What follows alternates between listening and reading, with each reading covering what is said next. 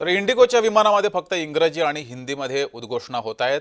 अमित ठाकरेंच्या प्रवासाच्या वेळेस इंडिगोच्या विमानात इंग्रजी आणि हिंदीमध्ये उद्घोषणा झाली।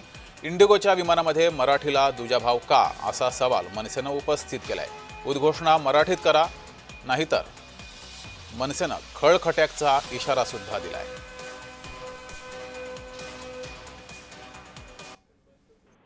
महाराष्ट्राची राजभाषा मराठी आहे। या मराठी भाषेला आत्ताच काही वर्षांपूर्वी अभिजात भाषेचा दर्जा दिलाय। मग इंडिगो व्यवस्थापन याला माज का, हा प्रश्न महाराष्ट्र नवनिर्माण सेना म्हणून आम्ही विचारतो। आजही हा करंटेपणा का केला जातो इंडिगो व्यवस्थापन?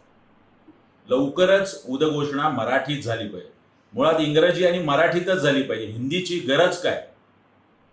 व्यवस्थापनाला आम्ही पुढचे 24 तास देतोय, अन्यथा महाराष्ट्र नवनिर्माण सेना या विषयासाठी आपल्या पद्धतीने व्यवस्थापनाला धडा शिकवेल।